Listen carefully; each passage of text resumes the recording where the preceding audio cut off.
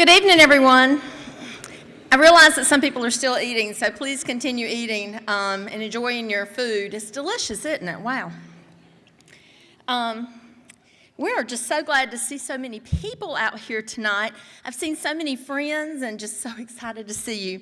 At this time, though, we'd like to call your attention to the individuals and organizations who helped make this event a reality. I do ask that you sort of hold your applause to the end because there's a whole lot of special people involved. So we want to give them all a big round of applause at one time. So thank you to the following sponsors for their support of the 2017 Hope Banquet. Taylor Financial Services, Sarah Dixon and Shanna Strickland. These ladies are amazing businesswomen, and they're great about giving back to the community. Pfizer Pharmaceuticals, under the leadership of Marty Neely, just continues to be such a strong community supporter, and I'm just very appreciative. Freedom Industries Incorporated, Doug Gazelle and his employee-owned business, how great is that, giving back to the community? One of my favorites, Family Medical Center. Dr. Richard Michael and Dr. Mark Abel, I'm appreciative of the fact that you not only care about our patients, but also about our community. DPF Properties, Stan and Deborah, please forgive me if I say this wrong, Figluski. Stan is one of our board members, and we just really appreciate their continued support in so many ways. And Chick-fil-A of Cobb Corners, owned by Bill Lanus, who is always there for everything in Rocky Mount.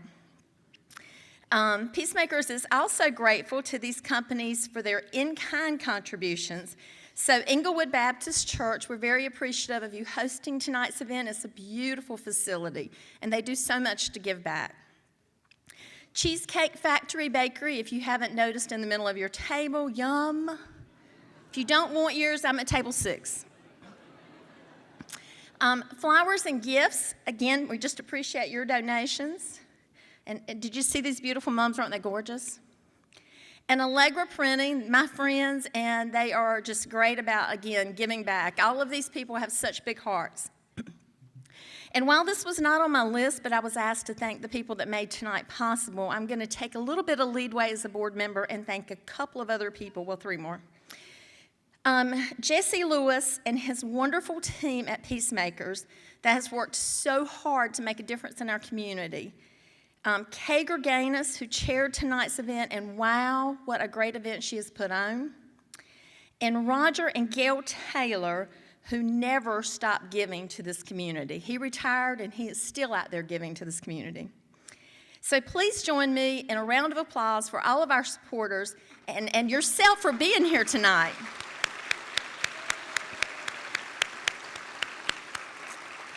Continue eating, and we'll go on with the program in just a few minutes. Good evening, ladies and gentlemen. My name is Lemanuel Williams, and I am the Director of Operations at Peacemakers. And firstly, I would like to extend my gratitude to those that have supported us in the past and in the present. As it's already been stated, Peacemakers opened its doors in 2012. We opened with the strong belief that the gospel is so powerful that it not only transforms individuals, but communities.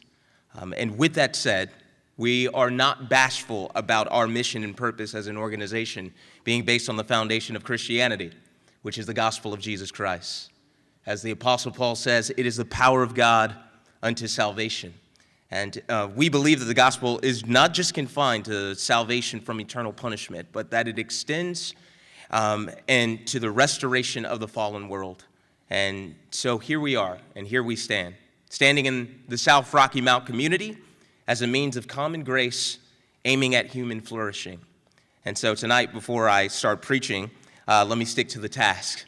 What that is, I want to share a couple of things with you, a couple of ways that it is evident this year that we have been progressing and seeing progression at Peacemakers. So I just want to give you a report. One of the most successful programs that we run at Peacemakers is Freedom School. And this year, we were able to extend the program to Tarboro. And so this was a big accomplishment for us. We had 120 students at our Rocky Mount campus and 60 students at our Tarboro campus. Another major highlight of Freedom School's success was the literacy testing results. In the summer of 2016, we saw reading growth averages go up 14 months per student. But this year, at our Rocky Mount site, we saw reading growth averages go up 19 months per student in only 7 weeks. And so we thank God for that. And at our Tarboro site, we saw 9 months of growth per student, which was very pleasing for us because it was the first year of operation there. And so we expect that to grow even more. Let me give you another highlight of another program that we run, and that's the Refocus program. It is an alternative day program for suspended elementary school students. And this program was piloted back in 2015, and it's grown to be the most, well, not the most successful, but it's been successful in a very beautiful partnership between Nash Rocky Mount Public Schools and Peacemakers. In the first year of the program, we opened with just a few schools in the surrounding area, Williford, Baskerville, D.S. Johnson, that were open to receiving students from those schools. But this year, the program extended to all of Nash Rocky Mount Public Schools. And so that was a major breakthrough for us in that program, for it just to be the second year that we have it running. But let me share with you a quick story. A student that came to us late last year, he was unable to be kept in school. And in effect, they submitted him into the program for 45 days. Usually, we only have the students from 3 to 10 days, but this was a special case. And in short, one day, his bus driver pulled up and stood outside of the classroom window. And as I was sitting down working with the student, I can see him in my peripheral vision, and the bus driver just stood there. And honestly, it was kind of freaking me out.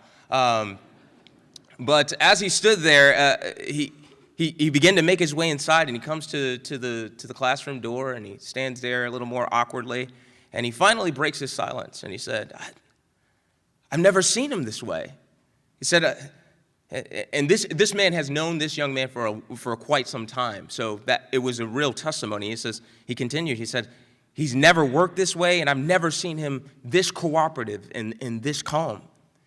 And later, a teacher came from the public schools and affirmed that same thing. And that's just one example of how God is using that program to change young students' lives. Let me mention a couple more things to highlight that we've been progressing on, seeing success in as Peacemakers. We launched our monthly outreaches in an effort to build relationships for community. And to name a few, we held a fall festival, our spring fling, our movie nights, our senior Valentine's Day dinner. And I mean, I can go on in a list, but time limits me. So there are many other great things happening at Peacemakers throughout the year. And those will be detailed inside of your annual report, which you received here tonight.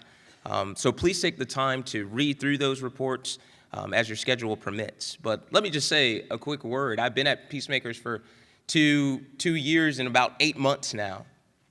And it has radically changed my life. When I see the progress reports of students in the after-school program, and to see those grades begin bumping up and them smiling over it. When I see students from the Refocus program go back to school and begin to grow into a successful student, and they're flourishing. When I get to build relationships with students in the summer at Freedom School, and see them and myself go out a bit more transformed than we came in. When I see the youth continue to come to Peacemakers as a social hub and a place of safety and a healthy environment for them daily, my heart wells up with joy, thanksgiving, and a stronger sense of the presence of God working in His creation.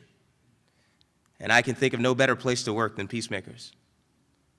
And I'm so thankful to God that He's blessed me with this opportunity. But without any further ado, right now I would like to introduce you to a student I had the privilege to have in my Freedom School classroom this past summer, to say a few words to us. Let us welcome Jaden Avent.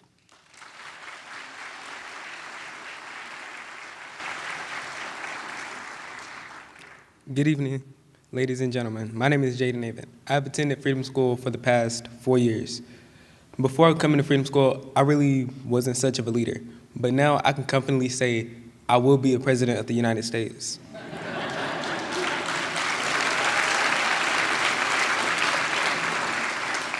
Freedom School has also helped me understand that life is like a game, but I have the controller. Therefore, I'm going to take control and seize all opportunities ahead. Freedom School has also influenced me to value my own self-expressions. I can now see the open doors of endless opportunities and possibilities. I can see that this world is very big and filled with different cultures, beliefs, and lifestyles. By the grace of God, I'll be able to live to see some of my dreams come true. I'm thankful for Freedom School.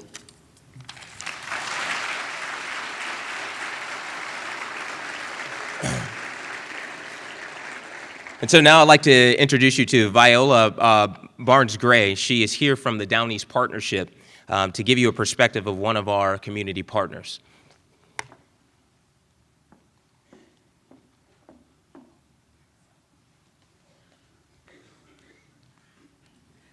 Good evening, everyone. Good evening.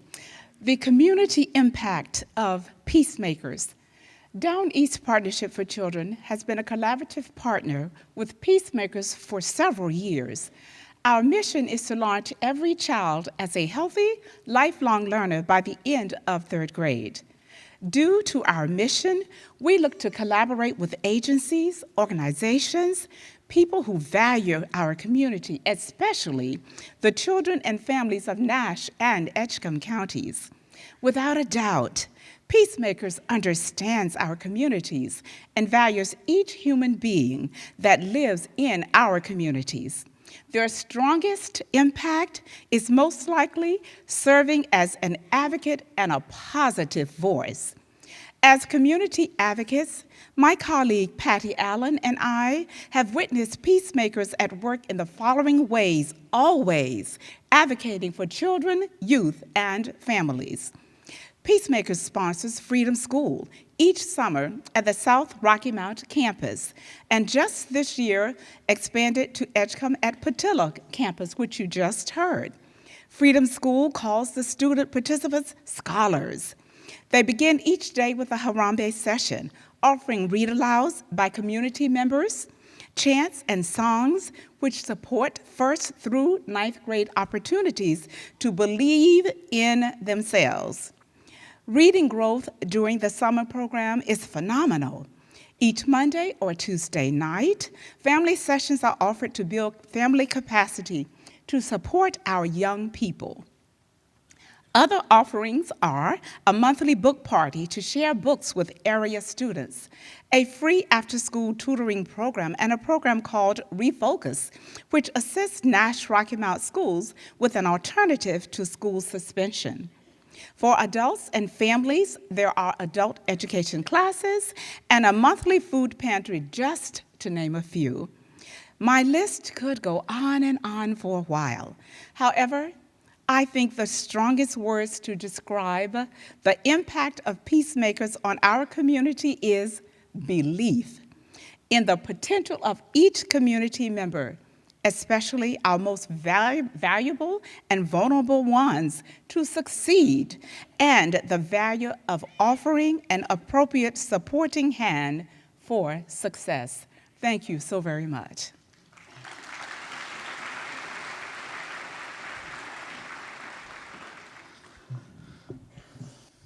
Good evening, everybody.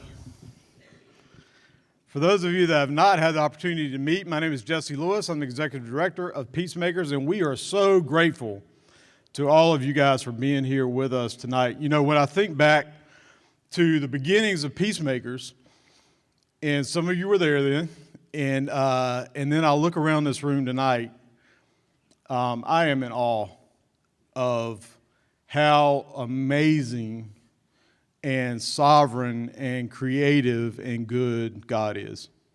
He's just awesome. Peacemakers has a fantastic board of directors, and I would like them to stand right now, if they will, so that you can know who they are. I think most of them are still in the room. Some of them are doing other jobs right now. But they are volunteers, and we just so much appreciate their service. And if you have any questions tonight, please feel free to ask any one of them, and they'll be glad to answer your questions about Peacemakers. The Board of Directors provides oversight to all aspects of the Peacemakers ministry. And back in March, the board met at length to work on long-range strategic planning. And the result of that meeting was a new 5-year strategic plan that I want to highlight for you tonight. There are 7 objectives in that 5-year plan. First, we want every household in South Rocky Mount to be exposed to the gospel. We have been working for the last 5 years to develop real, authentic relationships with our neighbors in South Rocky Mount. But we believe ultimate transformation comes through the power of the gospel of Jesus Christ. So in the next 5 years, we're going to be concentrating on a different area of the neighborhood each year, making sure that each household receives a clear presentation of the good news. And we just ask you guys to pray with us over those efforts. Secondly, we're believing for 100 people to be in weekly Bible studies by year 5 at Peacemakers. Currently, we have about 30 people a week participating in Bible studies at Peacemakers. Third, we plan to facilitate the relocation of 15 missionally minded households with household incomes above the poverty level to South Rocky Mount without displacing current residents. In order for us to see the transformation of South Rocky Mount, we have got to address the community's economy and housing. Certain businesses, particularly grocery stores, will not locate in the community unless we have a higher disposable income there. There is also a deteriorated housing inventory in the neighborhood and many abandoned properties in the neighborhood. So over the next 5 years, we're going to work to address both those issues by working with community partners to renovate or demolish and rebuild housing in the area, and then sell those properties to people that have incomes above the poverty levels at a discount for motivation for them to move to the neighborhood so that we can begin to create a mixed income environment for South Rocky Mount. At the same time, we hope to work with community partners to upgrade the housing of existing community residents. This will be a huge undertaking, and we're going to need the support of the whole community in order to see this happen. Fourth, we plan to have 300 children enrolled in our Summer Freedom School program each year by year 5. Last summer, as you just heard, we had 180 kids in the program. This coming summer, summer 2018, we hope to expand to 240 children in the program if funding permits. Fifth, by the 5th year, we plan to have 30 local youths complete our proposed vocational training program each year.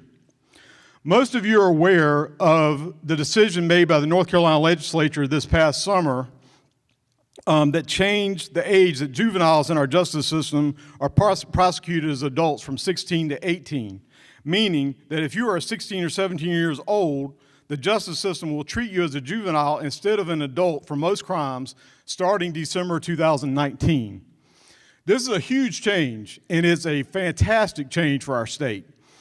But part of what that means is there's going to be a big demand for community programs and services that can help change the life trajectory of some of these young folks that find themselves at a crossroads in their life. To that end, Peacemakers is developing a new vocational training program that will target 16 to 24-year-olds that have dropped out before completing high school. The participants in this 16-week program will spend the morning hours working on their high school diploma, their afternoon hours in one of 2 tracks, either CNA training for the home health field or electrical skills. Now, we have about $65,000 in renovations that we've got to do to our facility to accommodate this program. But assuming the funding comes into place for that to happen, we plan to launch this program next fall.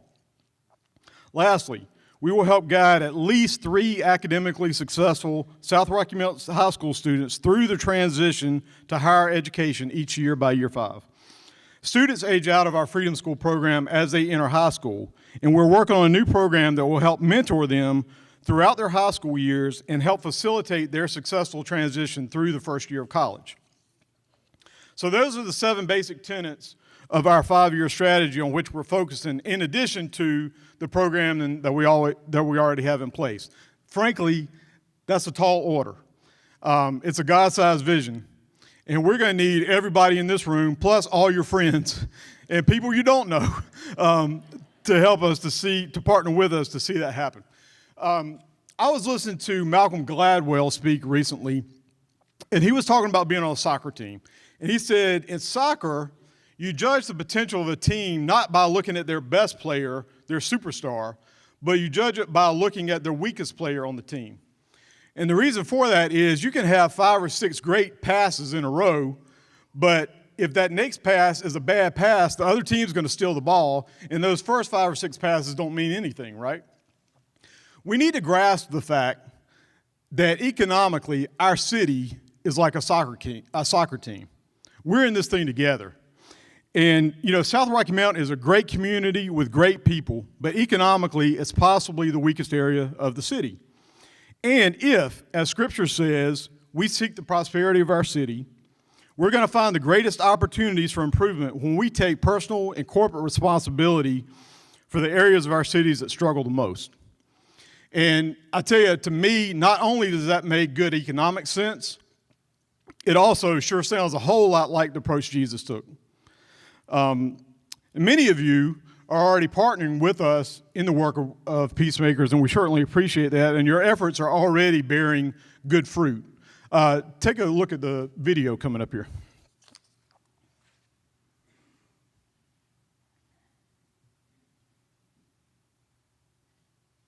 Well, I have 6 boys and currently 5 come to Peacemakers. I think Freedom School is a very positive thing for a child to be able to attend. It's been a blessing for my family. You know, they have been able to come in, learn, they picked up on the reading skills. And I think it's just the love in general from Peacemakers and all the supporting staff. My daughters started coming here before I was even a part of it, you know. They was coming to the Freedom School, and my oldest is 21 now, and Sierra's 16, and I always was kind of like separate. I didn't even realize I needed help till I started coming, you know. I didn't even know how lost I was until I started coming here, and the more appreciative and the good feeling spiritually I was getting, Peacemakers helped me find myself. Spiritually, healing stuff that I needed to be done, you know. That's why when I do things and volunteer, I do it because I just want to show my appreciation for everything that y'all taught me. You got a lot of knowledge doing Monday nights, parent meetings. The kids had something to look forward to. You got activities to do nightly with your children, ask them questions. And it gave them that freedom to say, I know how to do this, Mom. I can build this. A lot of people don't know that they have options. You know, they kind of get stuck in their way, thinking that the street is the only way that they can make it. And this is like an opening, you know, it's opportunities and everything, you know, and stuff that I've been putting off for years, now making me follow through. And it ain't about nobody else, it's just stuff that I need to work on with myself to this day. You know, I could just see the difference in me in a year, you know, just with the complete impact. I wouldn't even be in the place I am today if it wasn't for Peacemakers.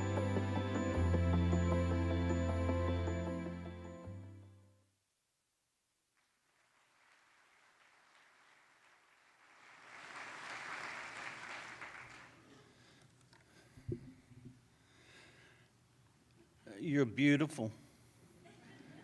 It is amazing to look out. I wish there was a screen behind me so you could see yourself, because you're beautiful, and know why you're here and what you're supporting is nothing less than that.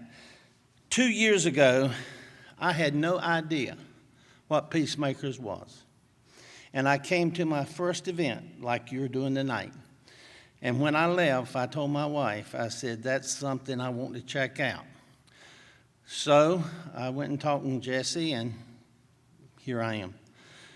But this is so amazing because some of you don't understand what it is to be poor. I grew up poor. I was the son of a sharecropper. So I know something about how it is to go to an outhouse.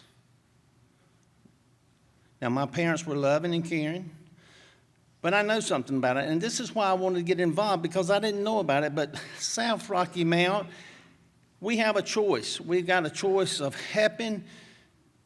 Freedom School is $1,000 a child. We can help them learn to read and educate and go on, or we can turn our backs and pay $40,000 or $50,000 a year for them to later be in prison. So we have a choice to make. We really have a choice to make. Now, my mother-in-law is in a Sunday school class with 4 widows that are over 85.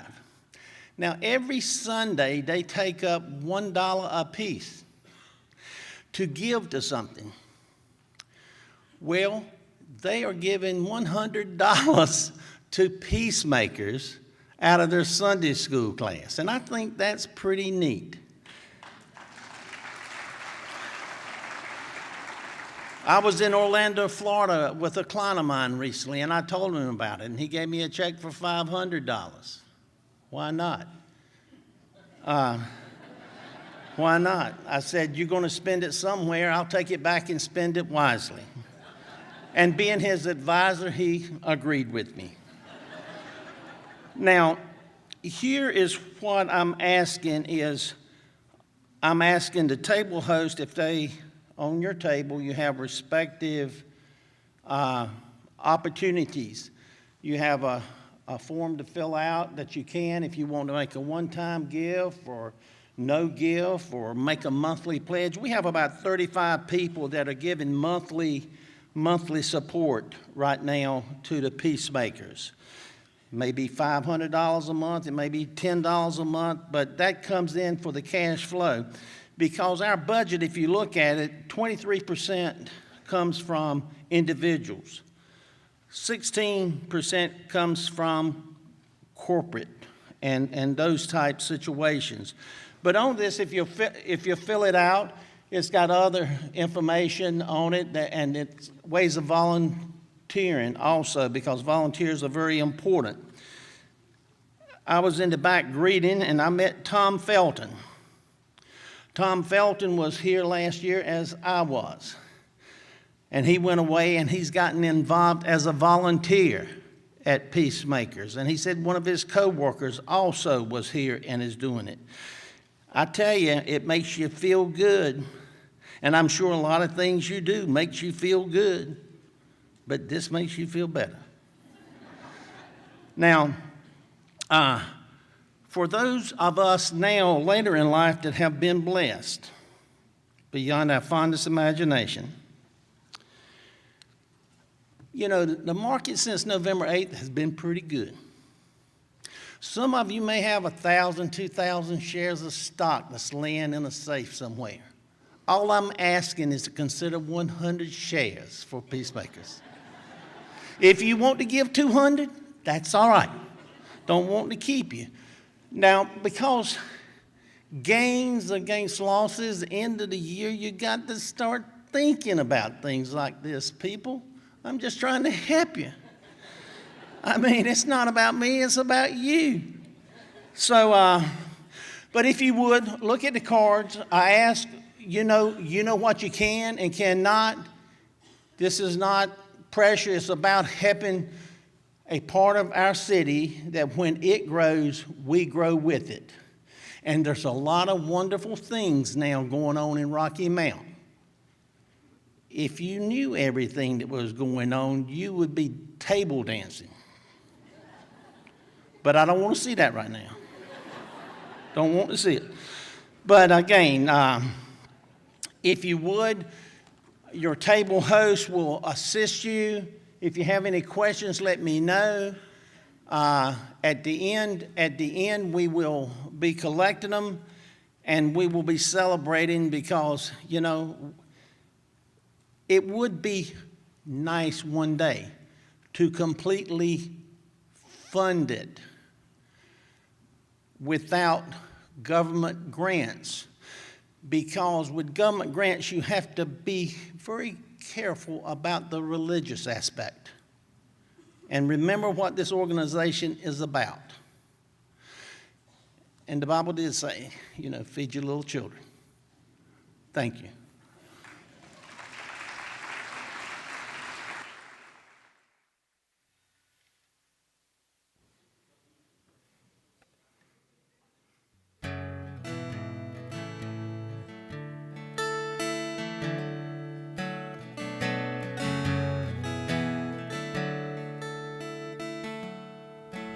All the power and power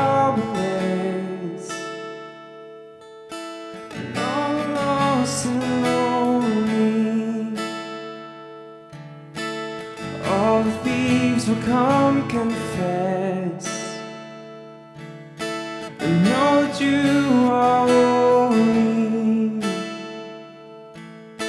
I know that you are holy. And all will sing out hallelujah, and we will cry out hallelujah.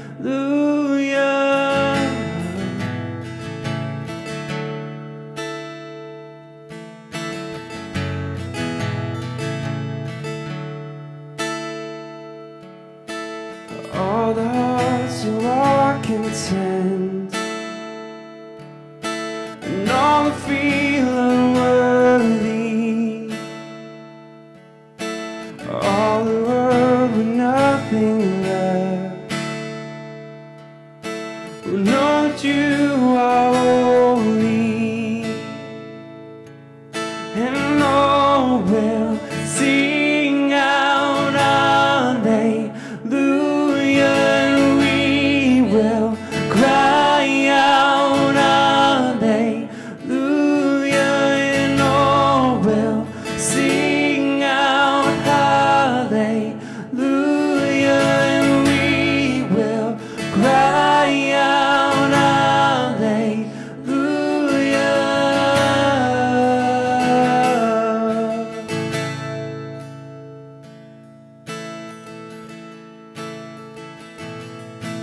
Shout it, go on and scream it from the mountains.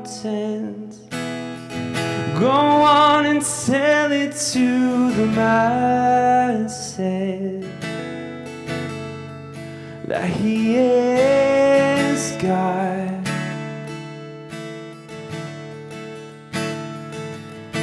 Shout it, go on and scream it from the mountains. Go on and tell it to the masses that He is God.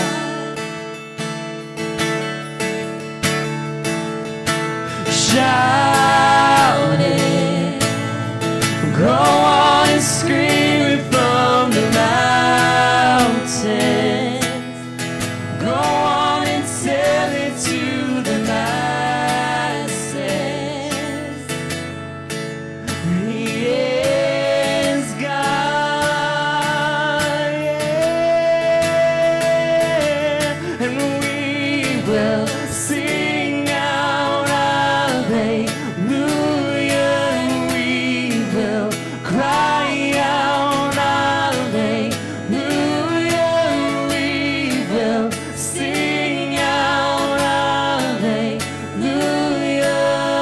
God, yeah. We will sing out, and we will sing out hallelujah, and we will cry out hallelujah, and we will sing out hallelujah, God, yeah.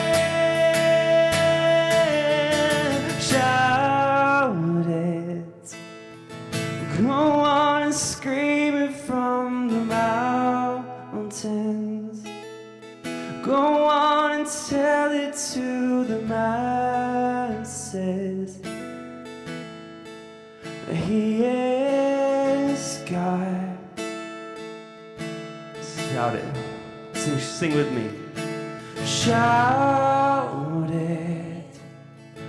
Go on and scream it from the mountains. Go on and tell it to the masses that He is God.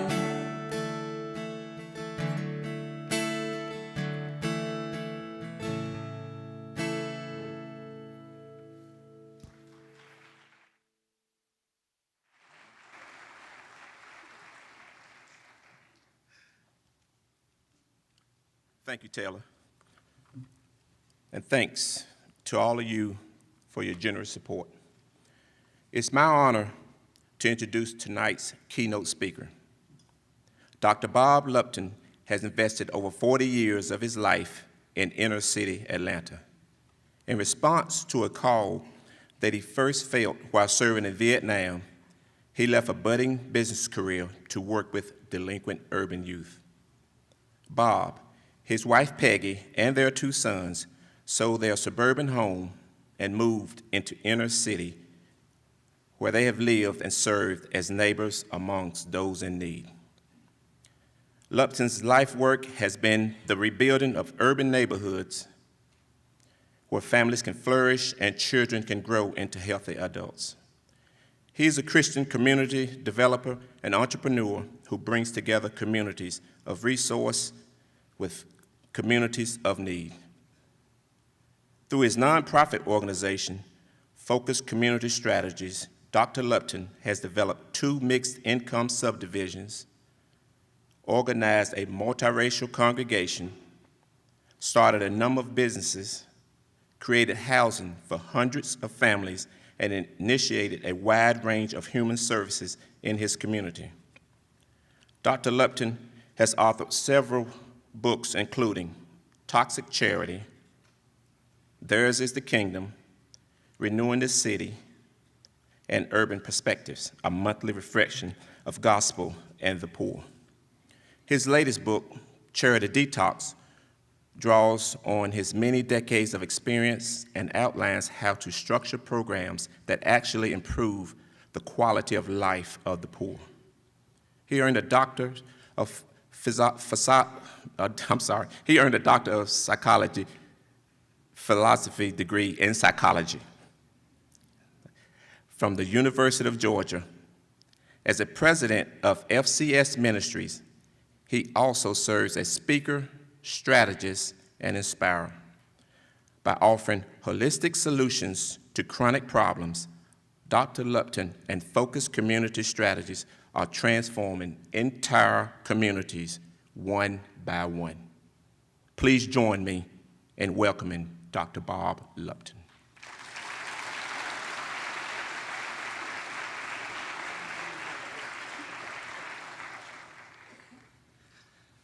Corwin, I could just listen to you go on and on and on about me.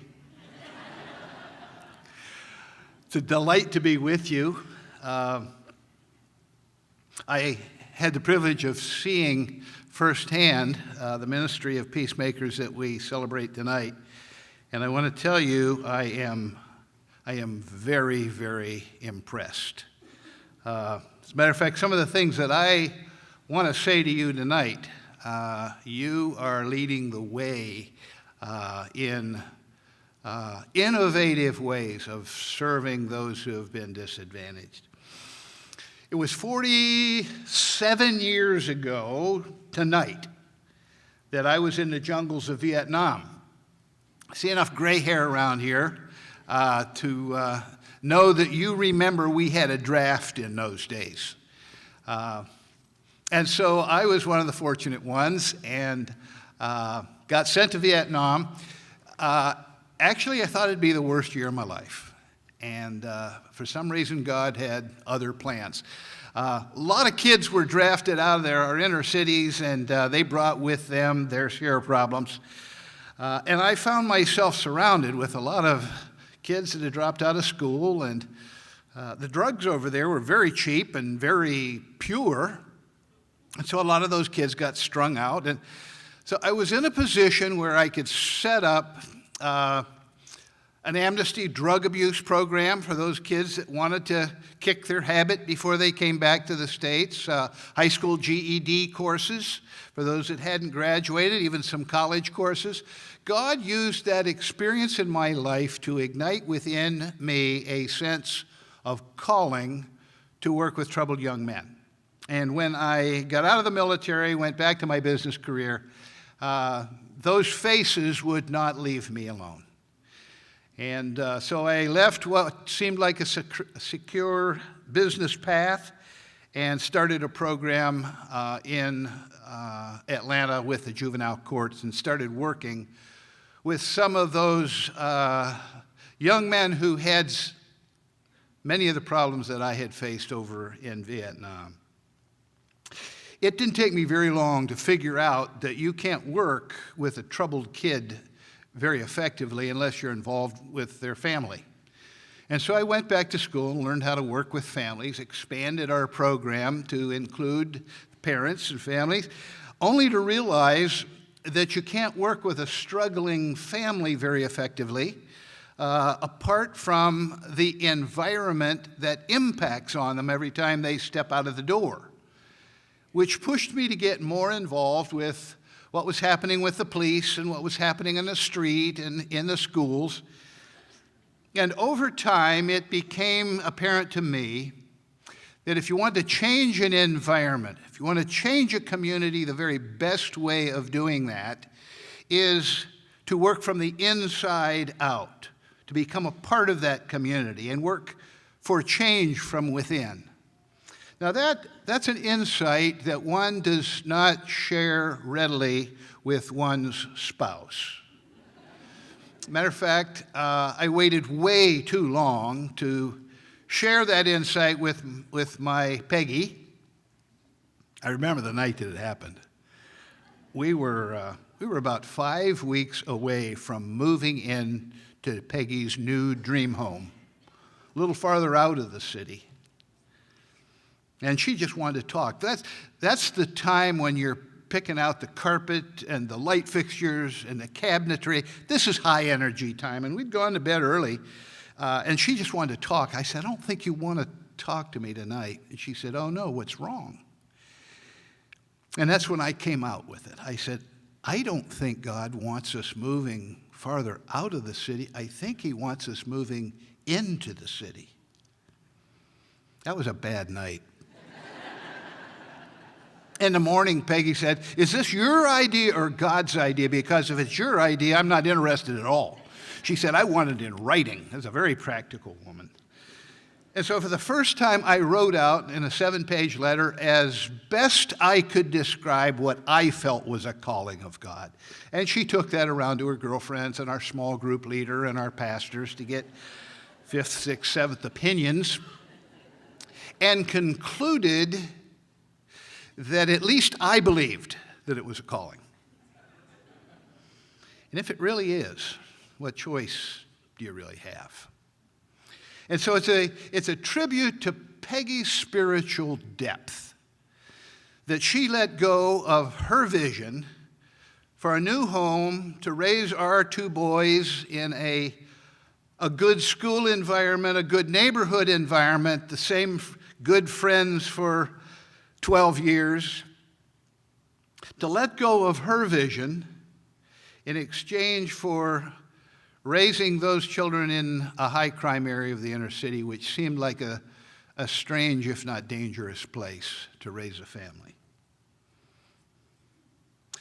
Well, that was a 10-year learning curve for me. I had been commuting into the city for the last 10 years, and I had started up some pretty good programs and was feeling right good about that. Got use of an old closed-down Presbyterian church and set up shop there, and we started programs, the food pantry, the clothes closet, those sorts of things. The one program that generated the most excitement was what we called our Adopt a Family program, and that was at Christmas time. That's when I would identify the kids that were not getting anything for Christmas and give those names to caring people from around the city who would go shopping, and then on Christmas Eve, they would deliver those toys to the homes of these children. And it created a lot of excitement. But the first Christmas that we were actually living in the city, that was the first time I had time on my hands to be able to sit in some of the homes of some of the recipient families when the gift-bearing families arrived. And I saw something that I had never seen before. The kids, of course, were all excited. It was like Santa Claus coming. The mothers were gracious, a little embarrassed perhaps. But if there was a dad in the household, he just disappeared. He was gone out the back door. And it dawned on me what was happening was that these parents, in front of their own children, were being exposed for their inability to provide. And the moms would endure that indignity for the sake of the kids. But it was just more than a father's sense of pride could handle. It was as though his impotence was being exposed in front of his wife and kids in his own living room. It was killing him. Never saw that before. It disturbed me greatly. I was reading everything I could get my hands on in those days on poverty and urban ministry. There wasn't a lot written, actually. But I came across a French theologian philosopher by the name of Jacques Ellul. And in the book I was reading, this quote jumped off the page. Ellul said, almsgiving, that's the old word for charity, almsgiving is mammon's perversion of giving. It affirms the superiority of the giver. It binds him and demands gratitude. It humiliates him and reduces him to a lower state than he had before. Do you see that, why that hit me right in the gut? That wasn't why we were there to lower anybody, certainly not to humiliate our neighbors. And it made me wonder, what about the other programs that we're doing? Is there the same level of toxicity that's going on in the clothes closet, the food pantry? I began to watch the reactions of those who were in our lines receiving our charity. And I noticed a pattern. Kind of a downward spiral. If I would give somebody something one time, it always created a sense of excitement, appreciation, thank you very much, delight. If I gave somebody something a second time, it created a little expectation. Oh, I wonder if this is what he's going to continue doing. I wonder if this is a program he's starting. If I give somebody something a third time, then it has created an expectation. I know he does this. I need to make sure that I'm positioned to get the next installment that's coming. And by the fourth time, it's become an entitlement. You owe me. I would rather have a ham this Thanksgiving than a turkey, thank you. I have a voice in this. This is a right. And by the fifth time, it's just become pure dependency. You can't stop now. We're counting on this. We're depending on this.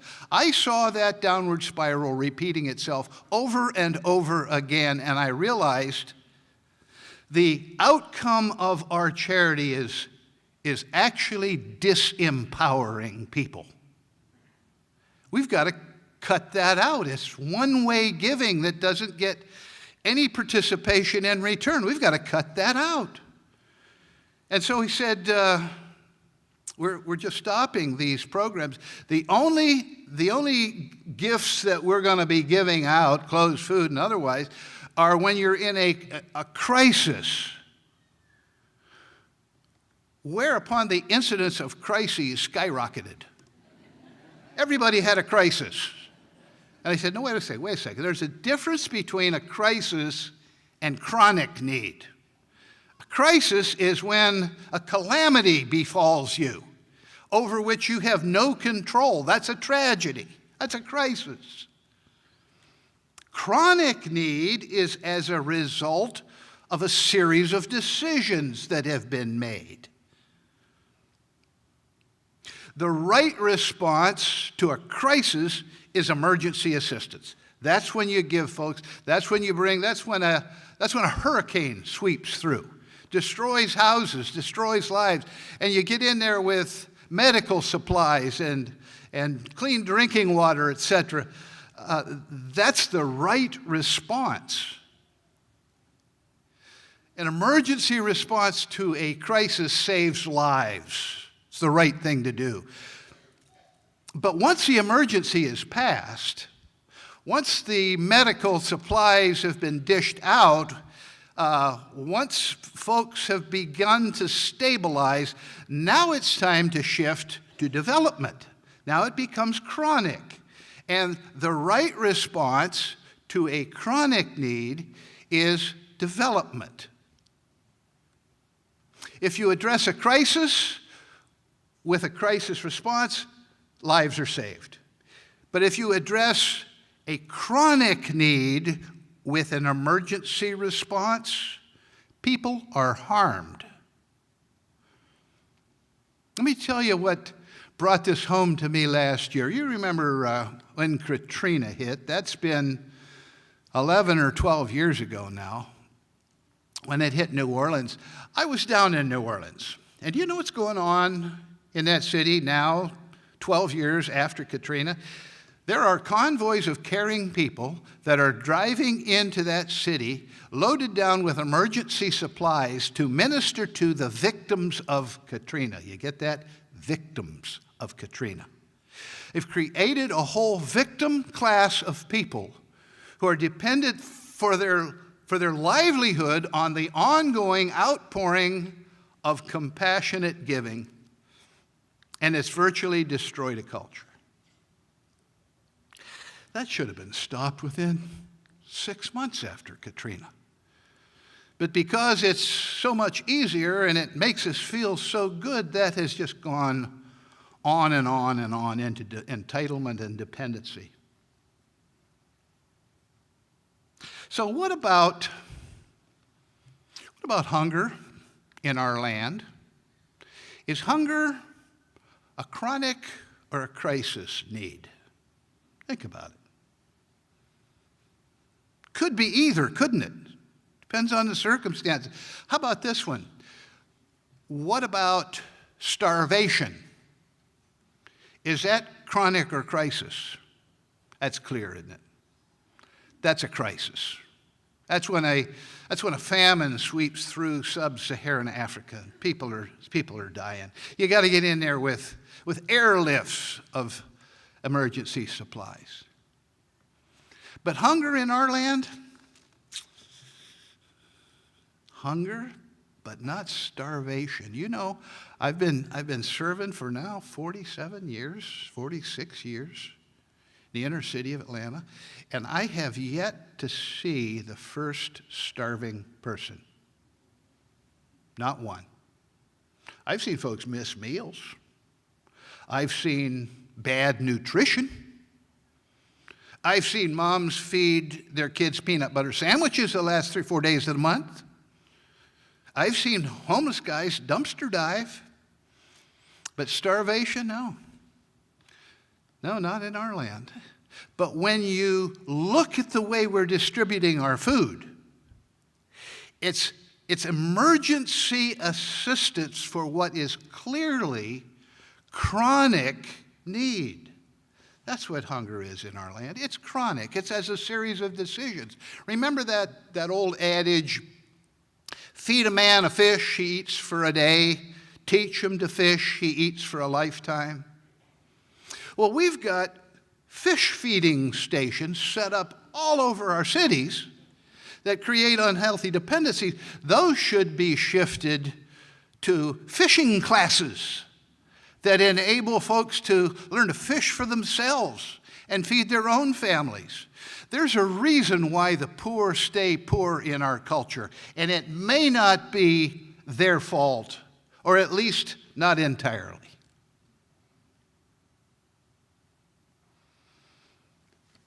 So what do? Well, we said we got a narrower focus. We can't meet the needs of low-income folks all over the south side of Atlanta. We got to narrow it down to our immediate neighborhood. That way we have accountable relationships with folks. We get involved in their lives. We know what the real needs are. Narrow the focus. And then we said, we've got to change the way we view our neighbors. Instead of seeing them as people in need, we've got to start seeing them as people with resources, people with talents, people with abilities, with capacity. We've got to remind ourselves that no one is so poor in our neighborhood that they have nothing to bring to the table. Nobody's that poor. Everybody's got something of value to bring. Now, admittedly, it may be there's some populations that may be a little bit more difficult to identify, like the homebound seniors in our community. What do they have to bring to the table, right? Well, those are the people that are peering out through the Venetian blinds, watching everything that's going on in the street. And they're on the telephone talking up and down the street to their neighbors. That's your crime watch.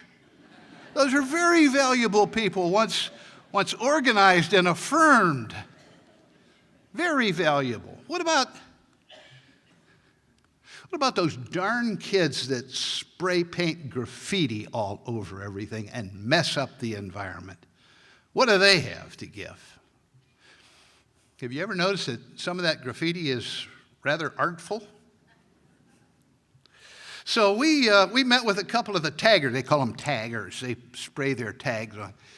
We met with a couple of taggers and said, hey, you think you guys could help beautify the community, maybe get some of your fellow taggers?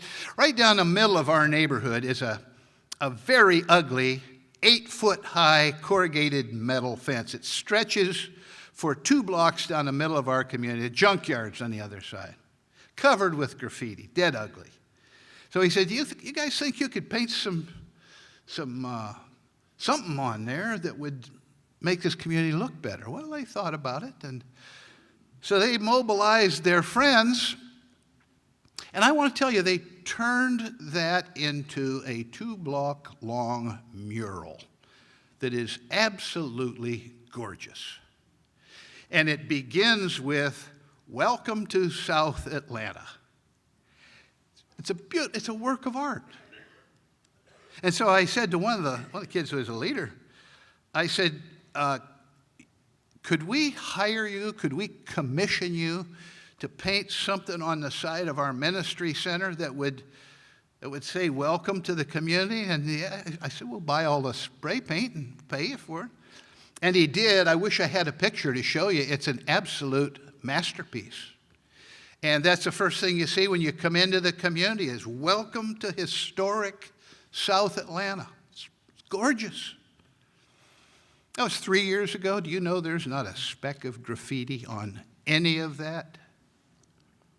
Everybody has something of value to bring.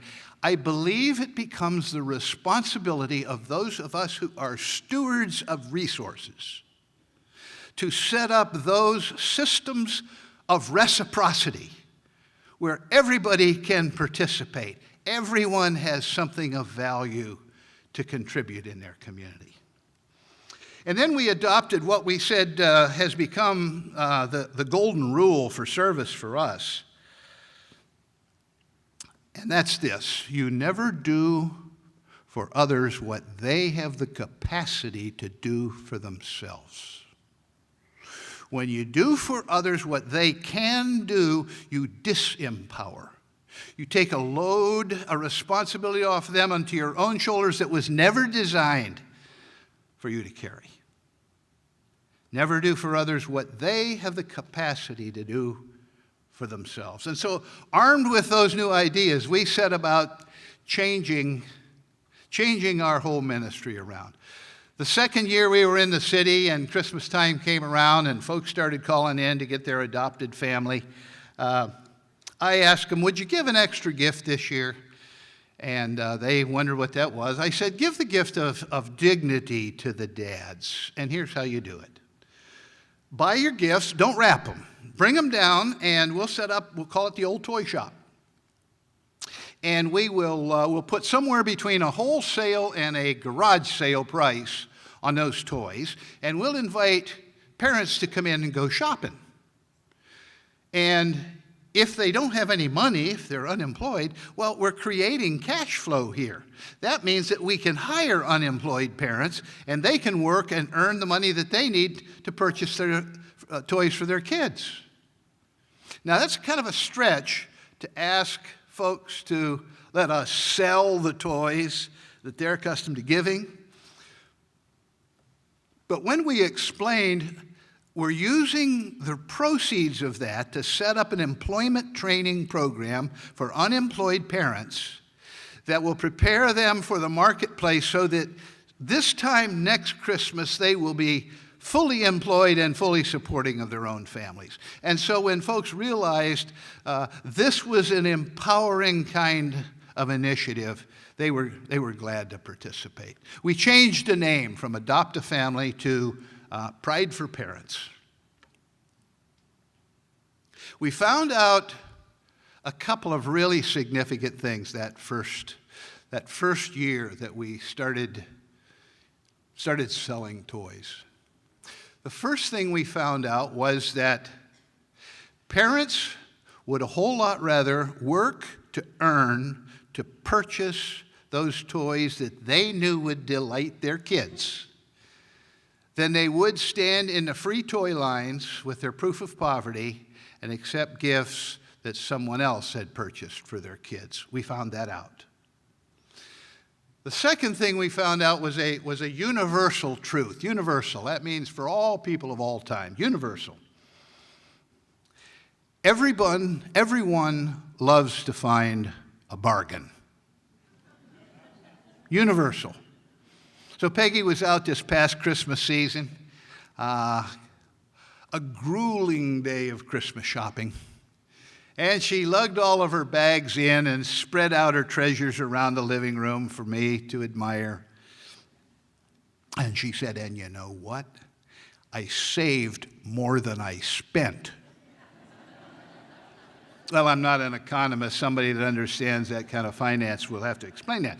But I do know this. She was excited about finding bargains. So why do we think it would be such a blessing to the poor to set up a system that deprives them of the joy and satisfaction of finding bargains and purchasing them for their own children? Why do we think that would be a blessing? Peacemakers gets this. You guys are way ahead of the curve in terms of celebrating Christmas exchange with dignity. You have a great model here. You have a right to be proud of it. You're leaders in the nation when it comes to this. The clothes closet, well, we turned that into a thrift store. Here again, you guys are way ahead of the curve on that. That gives folks the opportunity to take their limited resources and be able to purchase good clothes for the family and their kids and still have some money in their pocket. That's a system of exchange. That's a system of reciprocity where everyone has something to contribute. It's dignity enhancing rather than dignity depleting. You're ahead of the curve on that. The food giveaway, our food pantry, we turned that into a food co-op. Folks put in $5 a week, and we combine that, go over to the Atlanta Community Food Bank, where as a nonprofit we can buy food very cheaply by the pound. And that $5 translates into a very generous supply of food. So the co-ops took the place of the food pantry. We never closed the food pantry. It just wasn't needed anymore because the food insecurity issues were dealt with by a system of exchange. Folks are buying into it, kind of like a buying club.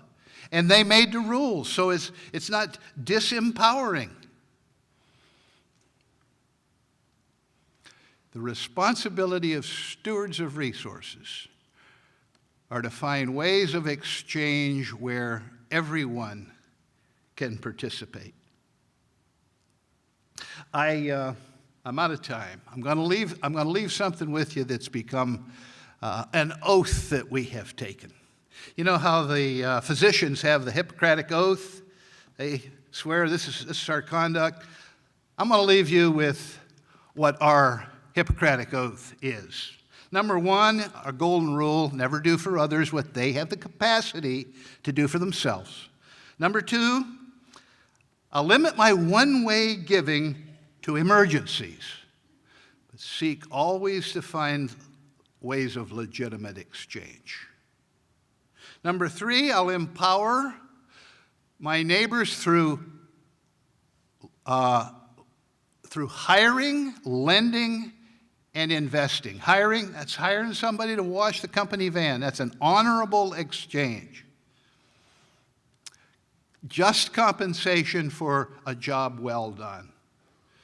Lending, that involves another level of accountability. That's when Diane comes to my door and she wants $20 till Saturday. And I give it to her. Because I know come Saturday she's gonna give it back to me. There's accountability there. When Ethel comes to my door and asks for $20, I say, let's talk about the last $20 that you borrowed and never paid back. Let's get that straightened out before we talk about any more. Lending brings accountability into the relationship. Investing, that's when Michael, who is pretty good house painter, wants to go into business himself, but he doesn't have the capital. I can bring some folks around. It's not raising a whole lot of money, but we can help set him up in business. Now, we're investors in his business, and because we kind of own a piece of it, we're very concerned about the success of that business. And so we'll open up our contacts so that he'll have plenty of work. That's investing with the poor. The highest form of charity, I believe, is making money with the poor. Not making money on the poor, not making money for the poor, making money with the poor. I believe it's the highest form of charity. And then last of all, above all, this is the same final phrase of the Hippocratic Oath. I think it applies to us as well.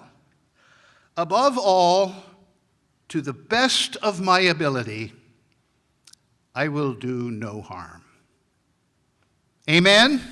Amen.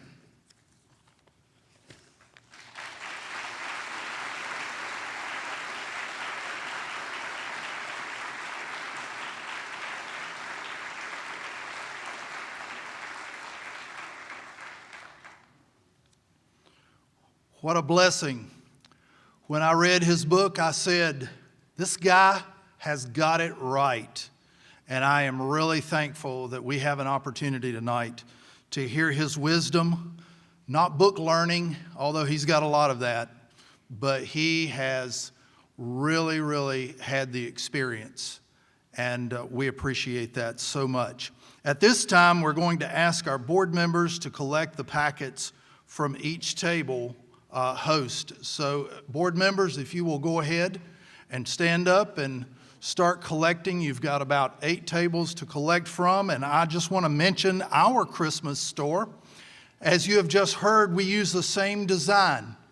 We have individuals who will go out and buy presents on sale. You find those things that you really like, and if you will bring them new toys in the box, unwrapped, and you take them, we will accept those at Peacemakers, already are doing that, and we will use that in our toy store. This is the 3rd year that we are doing that, and it is something that is honorable for all of our families, and they are really, really thrilled when they get to find that deal. Everybody gets to find that deal. Now, while they are collecting these envelopes, I want to give you just a suggestion of what we found at our church. We have people that will go and find that deal, and they love shopping. But we've got other folks who like to write a check and say, we'd like to just donate towards this. And we've got some folks that would love to shop more than to breathe. And they know where every sale is. They know what is discounted today at Walmart, of all places. And they can make that money go 5, 10, 15 times as far as it ordinarily would. And they are thrilled, and they're excited, and the church is excited, and we set it up in the foyer and say, look, and then we haul it all the way down to Peacemakers. So that's just a suggestion. There are a lot of ways to do this, but then we need volunteers to help with the toy store, to go walk around with people and help them, because they might not know exactly what they want.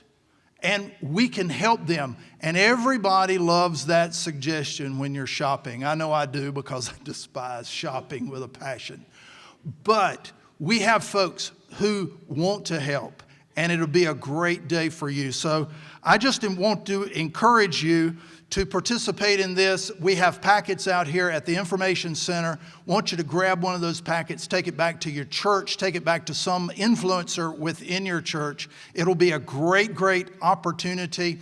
We do shoe boxes for Samaritan's Purse. This is something that we do alongside of that. It's not an either or. So it's a great opportunity to do something local and then do the shoe boxes also. And if you would like to volunteer, Donna Clifton, who does a great job with this, she loves this Christmas store as good as anybody does, and she will love to talk with you.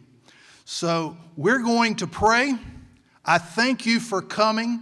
I thank all the sponsors. Thank you for all that has been done. What a magnificent evening from top to bottom. What a blessing. And it has been just a wonderful time and wonderful things for the future for Peacemakers. Let us pray. Father, we give you praise and glory and honor for the opportunity to gather here tonight. I am beyond words to speak. Lord, I just thank you so much. The words of Scripture tell us that there are times that there are the groanings of our soul, the groanings of our spirit, Lord, that just speak to you our blessing. And Lord, we want to honor you tonight through everything that has been done. And Lord, it has not been done through individuals. It's been done through individuals that were dedicated and used by you, and we are thankful for that. And Father, as we leave this place, we dedicate everything that we do to you. And Lord, I pray that at our next appointed time, we can look back and see the wonderful things that you have done. It's in Jesus' name that we pray. Amen. God bless. Okay, and we are here on the Walk of Hope right here at the Peacemakers Banquet at Inglewood Church, and so glad to have Marty Colley here with us. How did you enjoy the event? We had a great time. It is great to hear about creating organizations and ways of doing things that empower people and not just give them a handout. But you know the phrase, it gives them a hand up and not a handout. And I love the idea of empowering people to take charge of their own destiny. Well, thank you for being here tonight. It's been great. We've been a supporter of Peacemakers. I'm a former board member. We love the organization, and we're looking forward to what they have to do next. Thank you very much. Well, we're at the end of the banquet, but I'm so glad you came. What is your name? My name is Patty Hicks Sims. Okay, did you enjoy the event? I really did. It was really good, very informative. Okay. Did you enjoy the event? And tell us your name. My name is Vicki Austin, and I really enjoyed the night. He brought some things forth that I had never really thought about. Okay, so you learned a lot tonight. I learned a lot, yes. About the organization. Yes, yes. Have you been before? No, I haven't. This is the first time I've heard about it, but I will be checking into it more. Okay, very good. Volunteering and donations and everything. Wonderful. Yeah. Thank you so much for coming. Oh, you're welcome. You ladies look lovely. Thank you. Okay, you have a great night. You too. This is Pastor James Galliard. So glad you're here tonight. It is a delight. I'm so glad to come. I love the work Peacemakers does. Oh, it's absolutely. So essential. They do it well. They do it consistently. And then to see the support from the community and the diversity of the community, corporations, churches, not-for-profits, it's just good stuff. How important is this? It's absolutely important because if we don't find a way to elevate that lowest 15% or 20% of the population, then it really doesn't matter how well that other 80, 85% does. That's exactly So right. somebody's got to do that work at that ground level, and it's got to be empowering work. And that's why I appreciated what Dr. Lupton said tonight. It can't be handouts and give-me's. It has to be empowering work that helps people maintain their dignity and makes people self-sufficient. And they're doing the work, and so I think it's really important. Thank you so much. Yeah, Thank good you to for see you. coming. Yeah. We're here with Doris Tillery. We're so glad you came tonight. I enjoyed it. My second time coming. I loved it. Everything was wonderful. Okay, so you came again this year. Isn't that wonderful? Yes, I really enjoyed it. It was real nice. How'd you like the speaker tonight? Oh, he was real good. He was. Yes. He was very informative, wasn't Yes, he? he was. He was. I love the way he, really helped reach out to people and all. And that's what it's all about when we do it, to help one another. Well, I suppose we'll see you next year. You sure will. I'm here with Robert Beeman and his lovely wife, Janet. Hello, folks. Hi there. Good to see you. Good to see you. How did you enjoy the banquet? Well, it's amazing. It's about twice the size that it was last year. It grows and grows. It really does. And we had a great speaker this evening. So we had great friends. So we enjoyed it very much. Very good. Did you enjoy it, Janet? I did. It was a wonderful meal. The cheesecake was awesome. Oh, wasn't it, though? Great big piece of chocolate cheesecake. Thank you to the Cheesecake Factory for that. But we learned a lot tonight, didn't we? Yes, I loved how they had different ones speaking about all the ministry opportunities there, and I have been involved some with the what they call the Refocus program with the kids that have been temporarily suspended from school. And so I have a little bit of firsthand knowledge with that, and it's just a great work they would do with kids. And I also volunteered one summer with Freedom School, and that is awesome too. Just Well, bless you for that. great. Well, it was my pleasure. Thank y'all. We have Lenny Breedlove here. Hey, Lenny. Hey, how are you? Fine. Well, what brings you to this wonderful event? I wanted to see what Peacemakers was all about, and I'm very, very impressed with what they're doing. Sounds like they're trying to revolutionize part of Rocky Mountain that really needs help. Okay, and you enjoyed the event? Very much so. And you think this is a necessary thing? Oh, I do. I think it's great that the private sector can get into these areas of Rocky Mountain, make a difference. Thank you, Lenny. Thank you. Okay, and we have with us Kate Barnes and Sherlyn Page. Hello, ladies. Lovely ladies. Oh, thank you. Hello, good evening. Have you been before? No, neither one of us have ever been. First time. So you learned a lot tonight? We did. We Do you did. feel like this is a necessary fundraiser? Do you feel like it's something that we need to do every year? I don't know about necessary because I don't know what their funding is like, but I can imagine for any kind of charitable organization or organizations that help to enable other people, they definitely need funding. And I'm happy to come, and it was a real eye-opener for me. Well, it takes people like y'all and everybody here to make something like this a success. And it's so important to communities, don't you agree? Absolutely, absolutely. This has just opened my eyes. I can't believe I'm planning on getting involved in some way. Wonderful. A lot of people are saying that. So I think it's been an eye-opener. It has. It been, certainly and has. I do think the message needs to be gotten out more to people, because I'm sure that they don't even understand it either. Because like us, our first time, and I didn't. Had no idea what So I think Peacemakers the was. education is definitely the key. Yes. And I think the board is working very hard on that now. So Okay, thank you, ladies. Thank you so much. Absolutely. Okay, the lovely Lynette is on the red carpet tonight at the Peacemakers Banquet. Thank you for coming. It was awesome. I'm so glad I came. Isn't this an awesome event? It is. It's very exciting, informative. The speaker was excellent. So I'm thrilled to be here. Have you been before? No, this is my first time. And we'll see you next year. Absolutely. Okay. Absolutely. Thank you, Lynette. Thank you. I'm here with Jason Ryerson. How are you? I'm good. How are you? Good, good. Did you enjoy the event tonight? Absolutely. Well, you were kind of a part of the event. I was just here as a guest. Tonight, Okay. but, yeah. Okay. It was Okay. a great experience. My first one of these events. Did so. you know anything about Peacemakers before you came? Yes. I'm one of the campus youth leaders at Church on the Rise, and so we have a lot. Well, you know a lot about it then. Yeah. If you're with Church on the Rise, you know a lot about this. Right. and y'all do a great job of this. Thank you so much. Jesse is a blessing. I'm sure. Thank you, Jason. All right, thank you so much. This is my friend Robin Mowbray. So glad to have you here tonight with your smiling face. Hey, Robin. Hey, Sandra. We had a wonderful time tonight.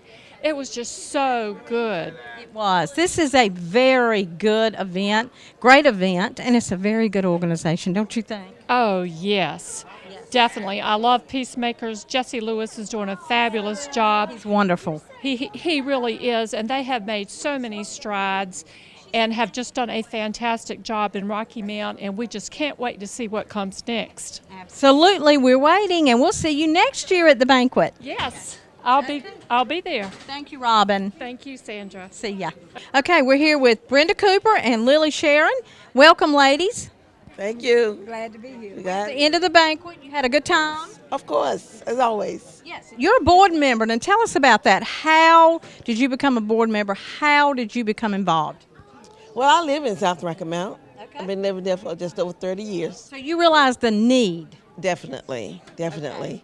And from realizing the need, and when the guys, when Justin and them came over, and this is one of our faithful community members, and we got involved with the community club, which she was already in. Okay. And we began to realize we need to do things to help keep things and make things better in the neighborhood. And when they came and asking about, getting involved with us, we asked them why did they want to come. Right. Well, so you wanted to do your part. Yes, ma'am. I want to do my part. And you are doing that. Yes, ma'am, and I have enjoyed tonight. Thank you so much for coming, and we hope to see you next year. Thank you. And we have Bill Lanus. Mr. Chick-fil-A is here with us right now. Hey, Bill. How are you doing tonight? I am doing great, and we are right here after the banquet. How do you feel? You know, it was a great evening. It's really inspiring just to see what kind of an impact this organization's had in one of the toughest areas of Rocky Mount. And yeah, they've been diligent. That you can look and we were just talking earlier that their first banquet, I think 5 years ago, they had about 40 people, and now they had over 500 people tonight. And just the support they're getting out of the community and the impact that they're having on this community is amazing. How important is this fundraiser? I think it just helps sustain and keeps them afloat, and it's money that's well invested because you can just look and see what they're doing with it. Thank you, Bill. You're always there. Thank you. Appreciate y'all being here too. Thank you. Y'all have a good night. Thank you, Bill. Okay, we're here with Sarah Dixon.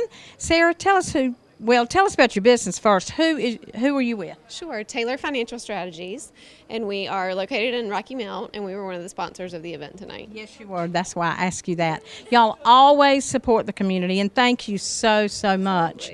What did this mean to you tonight? Just sitting here, hearing the speaker, watching everything happen, what did it mean to you?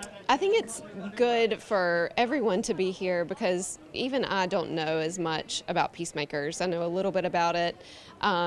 It gives you a broader picture of what they're doing in the community, the groups of people that they're helping, and it's just a great event.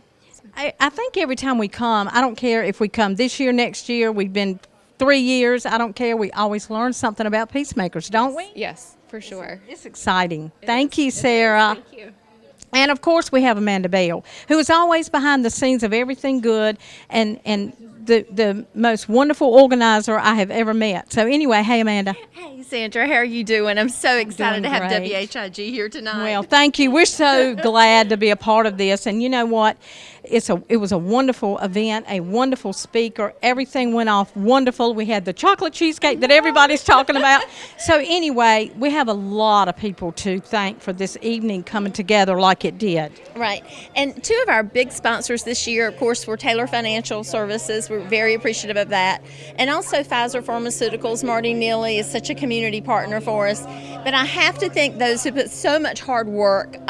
Jesse Lewis and all of his wonderful crew at Peacemakers. They're so fantastic. And they've worked so hard on this. Kay Gerganis, she's been like our angel. She's wonderful. She has worked just incredibly hard, been so organized. She really put this together. And then, of course, cannot leave out Roger and Gail Taylor. Absolutely. Wow, they got behind it this year, and we went from 40 tables last year to 70 tables this year. Woohoo! So we're very excited. This organization, I'm blessed to be involved with it. it makes such a difference in this community. I've always heard that any team, and he touched on that tonight, is only as strong as its weakest link. So we want every neighborhood in Rocky Mount to be strong because Rocky Mount has so much positive going on. We want to move forward, leaps and bounds, and we don't want anybody left behind when we do that. Thank you, Amanda. Thank you. Great event. Everything you do. And every one of you that didn't come, don't miss it next year. You missed a good night tonight. That's right.